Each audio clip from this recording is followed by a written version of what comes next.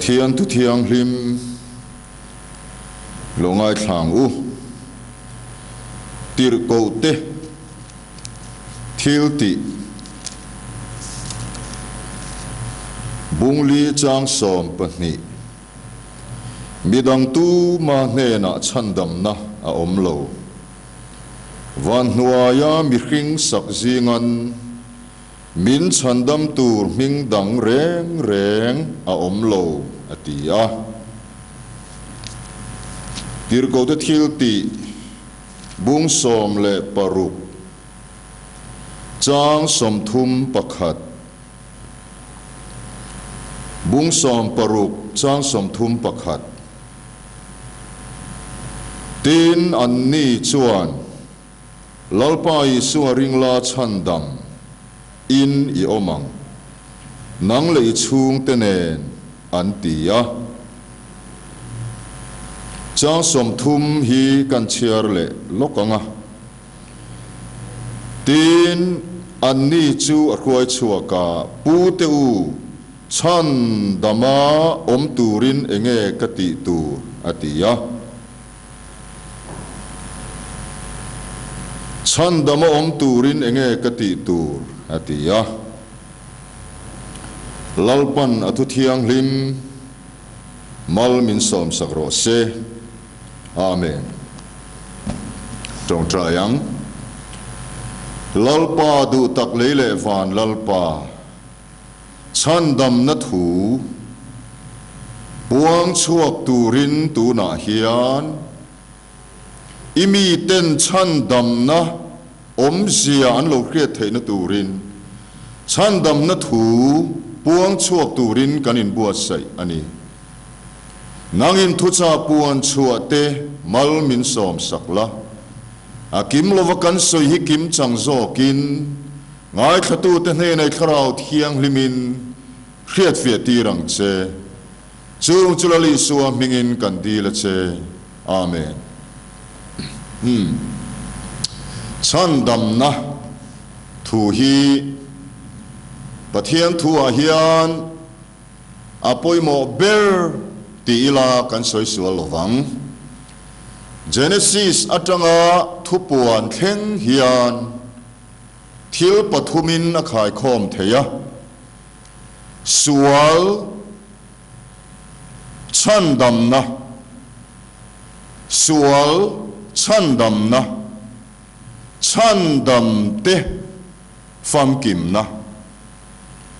chu tiang chuan Bible pum pui hi a khai khom thei hial ani chuti takapoi mo chandam na chu mitam takin kan ke fialo le a keima ni atanga chuaka in rin chandam te kan tum fo thi na ni camping kan ni na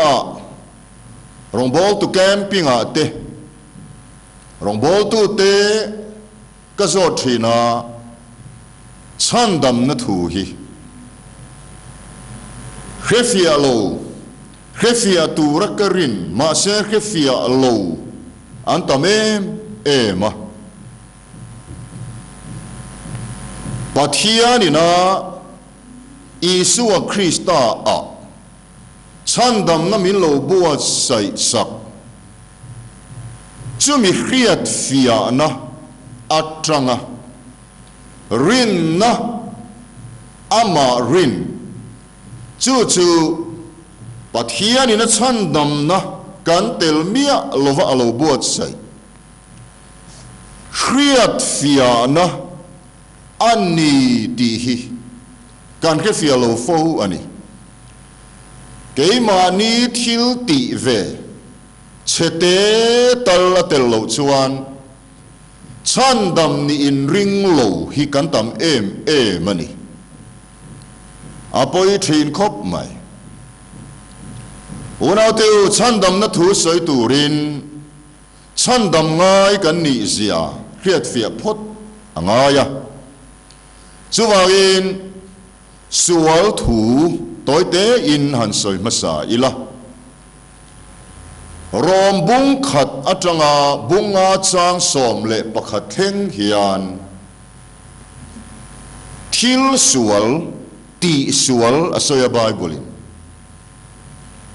bunga chang som pahni atang chuan mi sual din munaron soyani sual ti sual le sual hi in ang lo ti kan kriat apoi mo ema midam tak chuanin pathianin sual angai dam emotei kan tia voi khat ma Bible hian sual angai dam thu asoi ngai lo reng ti hi kriat fi apoi mo le ni chu ti chu lali suan mi hring fo pa hian sual ngai dam theina aneya ti sia ti in zona om thin kha atong bul lama chuan sual ni lovin sual te tia soi tho ani sual han ti hi chu pakhat soinania ti sual chu sual atanga lo chua atia kan ti sual pakhat ayatam soina ani chandam na thu pathian thu na soi hian sual laka chandam na te ania sual laka chandam na le ti sual na laka chandam na ania chuan chandam na thu kha fia tur chuan sual hi khiat fia apoi mo mani suala mi ringa tlu khan mi ringa chuan suala lu ta rombunga in chang chiang takin asoya chu mi ringa sual lu chu pakhat ani chu mi ringa sual lu pakhat atang chuan sual tam takhi alo chua kani Adam Khan tuala that lo awi relo ru karulo sual tam takatilo tual thana te ui re na te ru na kan ti heng zum hun lim na song sual tam tak lo chua na hi mi pakhat Adam suala atlu ka wanga Adam asual lut atha te song ina kan chom tak hi ania mi pakhat chuan zuwa ina tuala thata avasual kan ti thin chutiang ani lo ru ka ruwa tuala thata asual ni lovin asual mawangin khang khachati mai zo kani mi sual ani awang zokin mi sual ani chung chuan sual ti tam deuh le ti tlem deuh kha dang lam na om reng lo ti hi toy ten han soi ka duwa heti hian te khin thu en tir na mangin han soi la theng ke thei so keng ta la ti chuan han the ta langin kong puya ake vekanga a then chu mun so ma te ke anga a then chu mun saria te a then chu mun thuma te a then chu mun khata chau te nima selangin mun khata ke le mun so ma ke kha dang lam na om lo re ke tam deu le ke kem deu aoma ma se ake vek om je chu man tlak ani to chuang lo mun khata ke po a man tlak chuang lo mun so ma te mun saria te ake awang khan a man tlak lo bi ka mun khat chawa ke awang khan a man tlak bi tinani lova mun so ma ke po mun nia ke po mun khata ke po ake vek dang lam na reng om lo chu wang in kan pathian thu chuan kan za in sual ko to adam pum chuak song adam tha te dang lam na reng om lo wa tu ma mi fel tak reng an om lo wa pakhat te ma an om ho lo ani lo laman peng ta vek an khok chu thanin hong ania an kam chunga rul tu ra om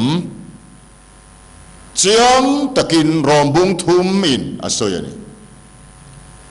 chuain tu ma mi fel tak reng an om lo pakhat te ma an om ho lo mi fel an tam te lul ne enga tinge tu ma mi fel an om lo vati me khinga tanga chuak fel ve na reng hi pathian in pakhat ma pom anei lo lalpan apom chu Krista fel na le that na le thiang lim na chawani ti hi kan khria da poimo em ani chuwangin sual ti tam deuh le sual ti tlem deuh kha pathian mit mua danglam na pakhat ma a om lo a thenin zungol an veya a thenin chapo na ngol an veya ngol ve theu danglam na reng a om lo chuwangin sual thu a hian kan chian a poimo hle ani ti chuanin me kringa sual ron lu tak mai pian pui sual na hi Calvin ate John Calvin ate le ko han pa te chuan John Wesley ate te pon ni veka original sin ti in an soya ni na sual ti in kan soi thin ani na sual chu pian pui sual na kan du than na wanga kan nei ni lo kan pian pui sual duam na chapo na I sik na mani masial na le manin khongai na zong te duam tur le chapo turin thenom te ta pu ka ngai lo wa kanin to del veka chapo na sikul duam na sikul I khovela an hong lo zir ngai lo wa kan thiam sa em ani chuwangin he ni na sual atang lo chuak chapo na le duam na le mani masial na zong te hi lalpan mi kringa siam nia asiam tel mia lo bo chiat na wanga mi kringa sual ron lut vek ania hei khiat fia poimo em ani chuwangin chandam na chu sual la ka chandam na chu ani I kharau ril ru tak sa kha lalpan sual la ka a chandam dua I ril ru ti bol hloa I kharau man beta I tak sa sual kong kruai tu me kringa sual ron lu tak mai laka me kring ilalpan chandam aduani ti chuan me kringa sual ron luin alu na me kring chu chezo vet tin bible na soya total ania chuan ta an kan khia tur chu chezo vet total hi kan ring ani chuan apom pui hian lalpan a chandam le du vek ani ti hi rin turani chandam na king bai chau pathian in min siam sakatum lova apom atharau ru taksa hi chandam vek hi pathian thil tumani ti chuan e tharau ru taksa hi lalpan chandam vekadua nima sela kharau riru taksa tibol hlo tu sual ero chu chandam tela tumlo lau pan sual chan dam angin ngai to reng reng su Bible om reng reng lo sual chu chan dam atum lova ngai dam po atum hek lova ngai dam tha chi po anilo I huana nim kha thau lovin han ngai dam te a taw thul mia lova he mi kinga sual ron lu thi ngai dam tha chi anilo lau pan ngai dam lova ti lum atum zo kani crossa chuwangin hei kan kriat fia apoi mo mani sual thua mi tam tak kan chian lo wangin chan dam na kan chiang thei lova apoi hle ni chuwangin hei hi I khe fiam u lalpan beram chandam tuma beram ta na ling ro chu chandam tel tum reng reng lo a ling chandam tel tum lo he tharau ril ru taksa pathian kut chuak zong hilal pan chandam tum chuania tharau ril ru taksa tibol lo tu sual le ati bol lo mi ring hi khiat khan nge turania nangin khe khang lo ma la Bible hi an soi khanga chu wangin pathian thuina soi chu lo pom mai ro chandam na po hi e pathian thuina asoi lo pom mai misual kan ni na po hi pathian thuina asoi lo oi mai chandam na thua po sual laka Krista thisena athi na cross chandam kan ni na thu Bible na asoi pathian ina apuan lo khiat fia lo oi mai chu ring ti in soi ni thi lo oi mai hiani ti kan khiat fia apoi mo leni leni chuan unau teu laupan tharau riru taksa hi amangai em ti hi khia ila nima sela acheso vet to cheso vet ma selal pan apuma chandam le vet aduani icheng sang ni chu bo te khin tun hu tuin hai lo han mangila bong e kara atla ti chuan icheng sang ni lut na chu bong e ka kaya wang khana bo reng reng lo bong e ke ro chui du tel lo wa cheng sang ni ro chu a lut dan ngai na la lu renga I du rengani chuwain cheng sang ni tibol lo tu bong ek I mai tel lova I du tel lova bong ek ina tibol lo sang ni chu I thin lunga a hlut dan ngai renga ala hlu ang chein sualin atibol lo mi ring hi pathian thin lunga a hlut dan ngai rengin ala hlu reng ani chuan kharau rilu taksa pom puya chandam nahi duli bote beram bote fopatlan bo a tikhana chiang mani chipcher takin kan soi lovanga chuan bo pakhat ni lovin bo pathum mu let le vekani a duli bo beram bo fopatlan bo chuan en tir chu tharau chau ni lo riru taksa apom puyalal pan mu let le vekhi atumani rombum saria chuan sual boy khal to kan ni thua soya khal bang om reng reng lo I bo nga bo chuan a ki po bo tela a mei po bo tela bo bang om reng reng lo chu wang kharau riru taksa hi apo min pathian laka abova pathian laka then ran ania pathian nun na chang to lovin nang le ke hi sual boya kantanga chu pathian laka then ran to kharau riru taksa hi apo malalpan chan chua le vek aduani he kan khia da poimo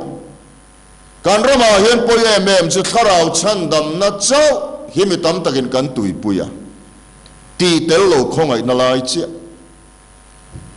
ti tel lo khongai na tak himi na khia fia chuan thil thon pe ringot ai na khia fia lova thil ti thei na ani ti khia fia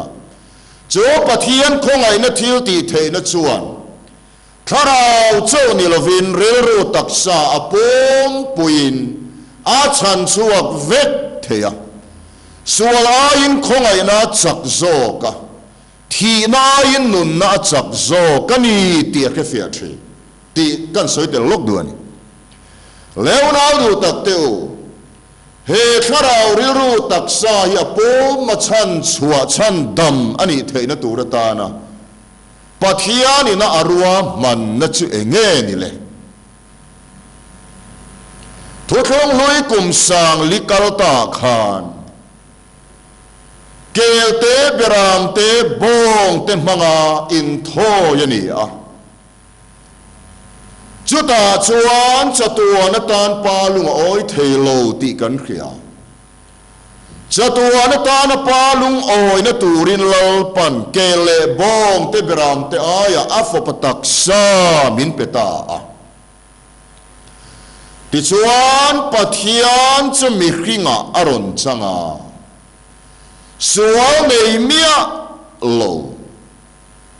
sual turina afan velo i suwa taksa hring nun thiang lim taka chuan kan kharau riru taksa ti bol hlo tu ani na sual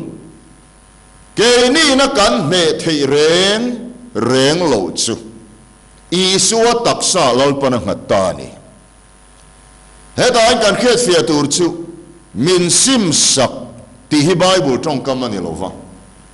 min ne sak ti hi chu pathian thuina soidana ni ya min sim sak ti hi chu man mia lo apoimo ani ti kan soitel lok dua le ke chuan tharau ro taksa ti bol hlo tu ni na sual mo kan sim theilo mei chena mei cheni na sim theilo wa mi pain ami pani na sim theilo sai pui heli ana thila ti thei le asai ni na sim turin engma ti the nei lo ro na ro ni na asim thei lo chu vain he ni na sual kan sim thei mia lo hi kan ne thei reng lo hi lalpan isua taksa angatani aro pui le mai lalpan sual thu to te chan dam le na atho na hian setan poina asoi sel thei mia lo turin pathian na buat se ani aro pui khop mai he kan soilok te setanan englai po pathian hek tumreng vana rorel tu dik lo nia pu tu setanan voin thlengin pathian chu rorel tu dik lo ni in pu ala tum chara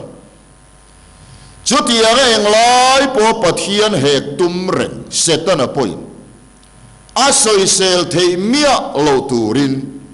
pathian in chandam na misual chandam na hi thokani chum yom sia chuenge afel na le mangai na ain rem tirani hallelujah pathian chuan sual thu to te min mangai em min mangai em ma selakan sual chung hi min chandam thei mialo he kya sia poimo sual chung chandam na hi pathian thuina chan dam na a soi dan ani lo ti hi kan khiat fia apoi mo em ani unau teu kan sual chung hi min chan dam ta se pathian chu pathian fel lo ro rel tu dik lo ani yang kan sual chung hi min ngai dam ta se la dan lo angin helmet po khum lovin zar kot phea hian tlan ta ila traffic police ten min man lo ani chuan an mani kha an fel lo traffic police fel lo ta kan ni ti na ni fel tak chuan min man tur ani pathian chu mangai na khat khongai na khat ani ringot lova a fela adika athiang limbok ani ti hi ria tur ani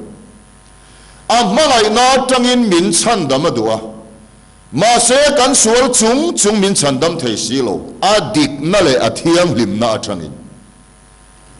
eng tin nge ani ta chan dam kanom theina tur chuan a mangai na le fel na chu a in rem ti rangai ta ni hallelujah en tin na pakhat han siam lokila thil tak mangin sikul pakhata hian sikul ho tu ten danan siama sikul do kan khu na ti kher in oma da khalang te ti ke in om chuan atharal hlakin in choi turani ti dan khan siamani no pang re thei tak main da khalang chu van duai thak takin ti ke hlo maya an principal chuan ngai damadu hle mai nima sela angai dam ringop chuan ro rel tu dik le fel ani theilo mi dangin school nau pang dangin dokan khuna ron ti kher sela tu ka atuk lea school nau pang pakatin da khalang ventilation karon ti ke le sela han choi tir don sela man nia po kan thien pan ati kein ngai damani lom ni nge min choi tir bi kin tuman tianga abuai nuai mai don ni ti chuan ho tu pa ber chuan ngai dam adu sia a ngai dam na tur chuan ngai damaum na tur chuan kha school no pangkha a choi an re the mawangin a thar dal khalang thar le na tur anei silo ngai dama du boxi chu no pang re thei tak ngai dama om thei na tur chu kong khat chiani an principal chuan a thar lak dal khalang alei sakta tukver dal khalang te chuan ngai dam alo ni thei ta tu man chu chuan sei sel thei lo chung chu pathianin misual te chan dam na aron tho dan hiani lalpan nang le ke hi min ngai dama min chan dama du sia nima sela unau teu a fel na le mangai na tangin min ngai dam ngot thei si lo wa a chan chu sual man chu thi na ani sia wangin mitin chunga sual man thi na kha sual ve lo zok a fo pachunga a nga a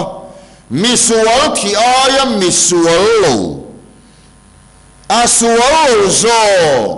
lali suwa a thi chia khan pathianin nang le ke mi sual hi min chandamin min ngai dam theita crossa mi sual thi aya sual nei lo a fo pathi na chuan a fel na le mangai na chuin remin khovel thiam lo hi min fo ta ni pathian chu fakin om ro se chumi lo khiat fia lo oi na mai chu ani chandam nahi ti hi kan khiat fia poi mo hle mai Korinthon hi bunga cha som palia chuan me zong thia mi pakhat thia tu nge Isua Krista mi song song thi ai mi pakhat Isua thi na chuan mi song song chu an thi ani hallelujah mi song song thi ai a mi pakhat Isua thi na chuan nang le ke hi kan lo thi ve ta a rom bung ruka a thi nan puya kan thi thu soya a om sia chu Isua taksa thi a I taksa thi ti na ni lo Isua taksa thi na khan I kharau ril ru taksa ti bol lo tu mi khinga sual ron lu takha ni na sual kha thi ani zoka heta hian a thi lo pa pathian thin lunga thi Kolosa bung thum chang thuma te rom bung ruka te korim thon hi bunga chang som palia te a soi fi mani chuwain pathian melma nito ro tha nito sual bo yatang to pathian ne na kanin remle dan chu a fo pataksa thi na manginani hallelujah kan chiar lo gange kolosa bung khata hian hedi hian soya kolosa bung khachang som hi pahnia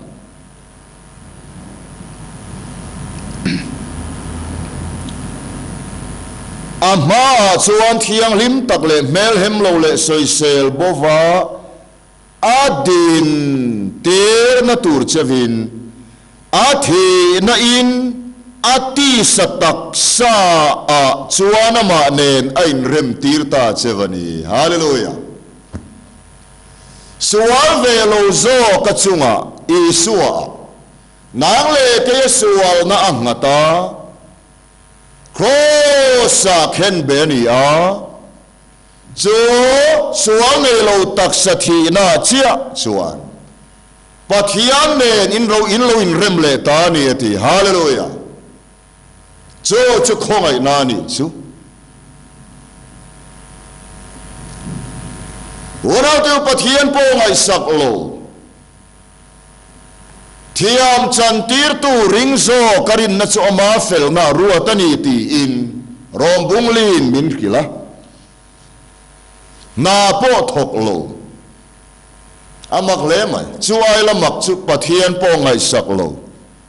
thiam chan tir tu ring zo karin na chu ama fel na ruatani ora tu pathian ina engkim krosa Krista mga alauti zo to kan rin na mai kha kan thiam chan na ani kan fel na ani ti pathian thui na soyani cho kan rin na chu pathian khongai na in kan fel na ata na lo pom lo sela chuan om sia nei chuang lo ma se a khongai na vekin kan ta na en kimalo ti zo vek to kan rin na kha a khongai na vek chuan kan fel na alo pom tamai ani a varo pui e urau teu khem mun kan trak na tu hi khiat fiangai eng wangin nge mi khem mun a tlak don azuin wanga ni ngot lo atual tha wanga ni ngot lo eng wangin nge khem muna itlak don mi zong min khem aya laupan afapa khem to krosa chuta chuan pathian lunga oi to pathian lung ber a oi to po a ilo lung oi ve theilo na chia kha I khem hun tla na tur chuni so man thiam hei khiat fia va poi mo em e thil ti sual wanga khem hun tla turin ni lo mo nang le ke min khem aya sual nei lo lal pan a khem to khovel sual chui suana phura cross an ken be khan akin ta ati cross le ra o pasari so yatsa om le ma se kan sabse kan lo pakhat chia kan soyang akin ta ti kha atong bullama chuan ti tel lo poina fie me mani hei akin ta ti om sia chu chan dam in ni na tura ti ngai zong zong chu ti mai om lovin ava in ti zo vet anita ti nani hallelujah misual te chandam na ngalal panabuat saidan hevaro puyem setan apoin soi sel ngai na reng a hello chandam kan ni na tura ti ngai zong zong chu ti mai pakhat po om lovin ava in ti zo anita akinta hallelujah chu thu chu pathian thui na soya asoi chu ilo kheta a chu i khia ta chu i o ya amen iti na chia kha chanda mini na chu ni amen lo ti mai hi satua na ta nun na aloni amen lo ti mai hi avadik em o mi khing nang pathian hial vei tu chu tu nge moi ni le lau pana ti palang cha ti lau alo om le mai pathian thu nial su chandam ini na turin iti ve pakhat ma ngai lo nang ma athil ti le nang ma achua kin chandam ini lo pathiani krosa afa pa mangin engkim chandam ini na turin ti mai pakhat ma nei lovin ati so vekto chumi chu ikhria ta chu I oya mo ren na chu khiat na vai na lo om rombung som chang som pasaria chu po chu Isu Krista awangin thua wangin avaro puye ikhia ta kha oiro kha I oi na chia amen ipek na chia kha chandam ini na chu ani sabat iman chuan chandam ini yang voksa ielo chuan chandam ini ang tuya ipil chuan chandam ini ang so pakati pek that chuan en khom that chuan chandam ini ang ti lamani lo kan chiar tong khan tang veng tu chuan chandam akom nan enge kati turati ti tur a ome mo ti tlat chandam ini nan ti tur a ome mo iti thin he tang veng tu ang chia hian iti ve hingai doin khetlat thin kan ti telmia lova kan ngai tha thei lo hi a om ve khop tho mai thil reng hi chen na in kan dua kan tho nga ya mo ei kan dua kan tho nga ya sel fen kan dua kan tho nga ya kan chen na in te kan nei le in te sil fen te hi kan tho lo ve kan ya hei wang hian chandam na poi kan tho lo turanga ina hi kan thi sen hian na than nan thri na ni setan bum na tang reng su chandam ai om na turin em mai ti ngai lo bolan chiang takin akil chan damai om na turin sabat mangro tilova voksa ei su tilova tuya ipilangai po tilova chan damai om na turin ngeti lalpai suwa ringla ti chuan chan damin yang hallelujah nang lei chung tene chan dam na ya olu tuka a olu tuka kan khe thiam thin lo mo ti khani soya akinta chan damin ni na turin ti ngai zong zong chu ti zoni ta itia te lo tiang e pathian thui na tiani ti khani soya afia viau na a kala dang lam chuang mia lo te kan ti thina champhai kan kem lai point chan dam na thu ka soya papa kha chuan ngoi te pu speaker zona kan ei tlat maya hey thi sen na tho te cross thu te kan ngai thla to ma se ka om hi avaron sahar ve hente dot pup chuai huo mul thi ding pang tha zam so mitui nam so bin chum chum hit mo mo tek sok sok savut vut egemoni keima nia aron khen lo chuan kan ngai thalo thin hi mel ma pa bum na ni ti chuan ni tam tang mel ma pa na bum le dan chu kamit tui po atla ve si lova kamul thi po ding si lova karen anga minon man tu po ka nei si lova tong trai tu po ka khe si lova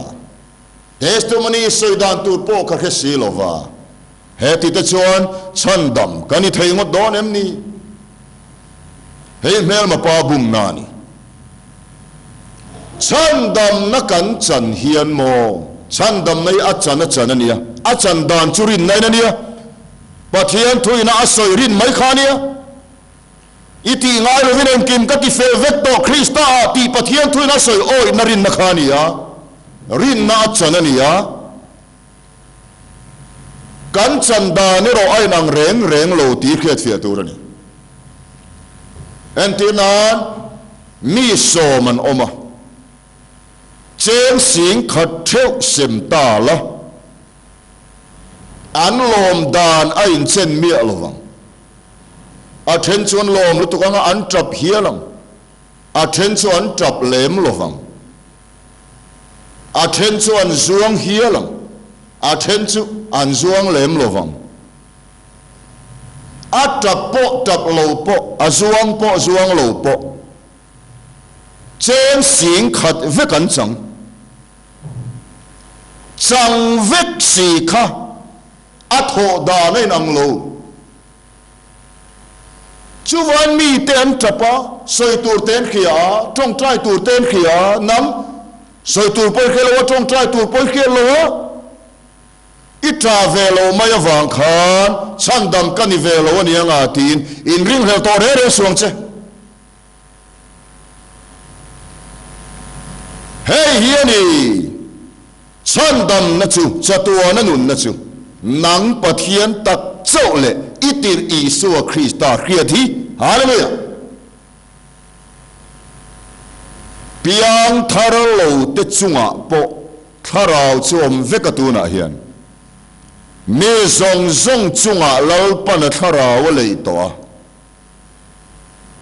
Hindu po Buddhist po tu po an chunga tharau chom veka ma se an chunga lalut lo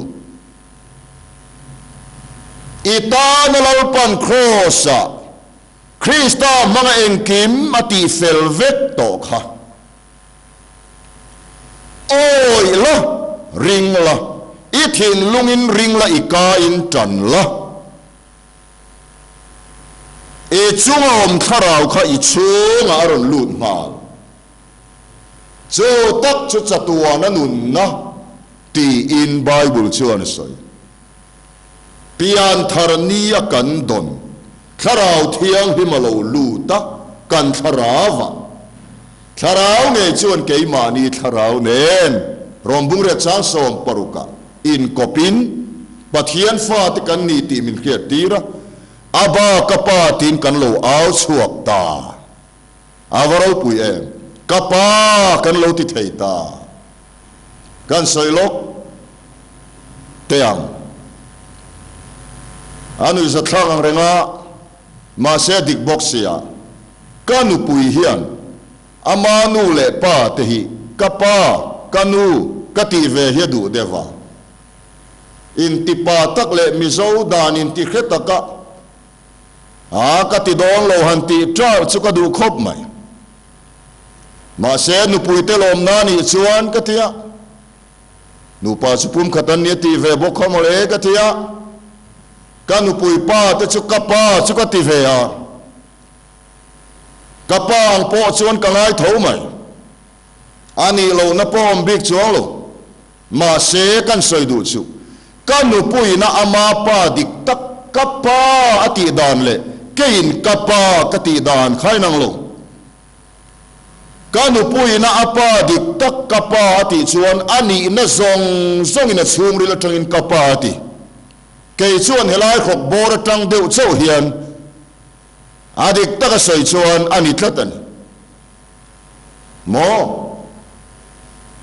kapa dik tak khani tlat lova ka soi om sia chuan ka thiam ang chumo ma ro chu kapa ang tak tak chuan ka ngai tho nu pa pum khat kan ni na so na tangin kanu pui nu le pa chung te zong zong hi pathian khoi na zara ka mangai hle ni ma se kan soi du chu achi kanilova mo achi dik takin ka pa ati ka chona pa big hle hle ni chuan pathian chinung nei tu dik tak ten ka pa kanan ti hi chuan e kan pa big hle hle ni tong trai thiam le thiam lova khana ni lo la po ti la alo re thiam vek tong trai thiam lo ma la khilam khian alo zum khom thiam vek chuwa choru na du tak te kan pian thar ne thara thiam li malo lut pathian fa kan ka thara pian thar tir tu chuan ka thel lo le ngai tu ana po silfa in ka taksa pom pona sandam thei ma se he kan taksa hi chu van taksa la ni lo wagin thi theyani te ro chu kan chiang ve kanga chuwae unau te chandam kanom na turin enge kan ti tur chandam kanom na le ma kan ti ngai lo lau pa na lo ti so to sa oi na mai chone thu chu ala mai che I ka le thinlu om reng to missionary kan ti te ho hian ang tinga rongan bol thinang o gati milem behova thu chu na mai to che ka le thinlunga ti khil hi an poi mo hle mai a poi mo hle mai chuwa chu na van dai em avan nai em